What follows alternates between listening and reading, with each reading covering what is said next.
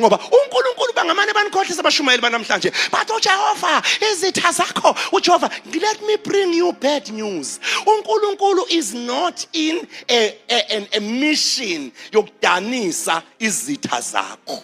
uNkulunkulu lo okahlanganyele nazi izitha zakho.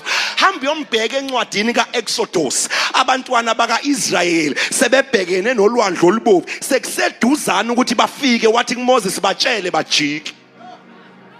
Wayithi mayiqeda wathi mina ngizohamba ngiyokwenza lukhuni inhliziyo kaFaro.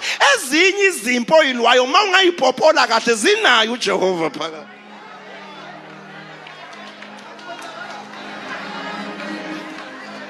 Yingakho uDavide zathi mase zimnethe zaphela wabhala ivesi elisha. Wathi kwangilungele.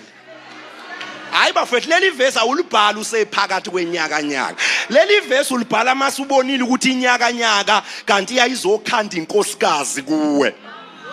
Leli vesi ulibhala mawusubonile ukuthi kanti inyakanyaka ishiya indoda kuwe. Sewuqedile ukukhala nokuzonda abantu nokuphukuthela bese uthi baba ngimsorry ngendlela engayiphatha ngayo ngesikhathi ungakha. Ngangingazi ukuthi yonke lento wawuyenza kanti wawuyenzela mina ukuze ngidlule la abanye bange. Okay mhlambe ngishumayela iBhayibheli yakhula ningizwa kahle. Angibekise nje njengawe. Wena uma wakho wakuthole ngakagani, wena uma wakho wangakhona ukuya nawe emganeni omusha, wena bakuthatha bakusa kamalumekazi wakho. Akekho umuntu owakuhlukumeza emhlabeni njengomalumekazi wakho ekufreyfisa izitupi ngecobra ekseni ngo5 ekukhisa amanzi emfuleni utheza inkuni wedwa omza wakho besekhaya. Kodwa ngicela ukuthi ke fast forward size njengamanje. Lo muzo wakhile njengamanje, lempilo iphilayo njengamanje, yonke uyibambe ngezinto owayizuza uma mncane wakho ekungathi uyakuhlukumeza. Yonke lento yokubekezela owayifunda uhlukunyezwa ubekezela ngaye emsebenzini namhlanje. Yonke lento yokuphikelela wayifunda uhlukunyezwa uphikelela ngaye emshadweni namhlanje.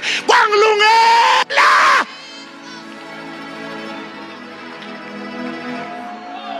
Asikuvale lokho.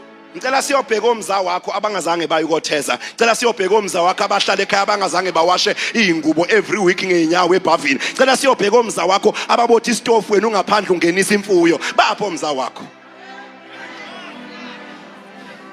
The very same thing that the devil intended for evil, God captures it and uses for your glory. Abanye bethu namhlanje sidinga ukuyoxolisa enkosini. Ukuthi baba ngiyaxolisa ukuthi ngakhala kakhulu, ngangikhalisa ukungazi ukuthi wenzani. Angazi ukuthi nje thina zethu ingane siyifundisa kanje ayikho into epainful ma njengokukhulisa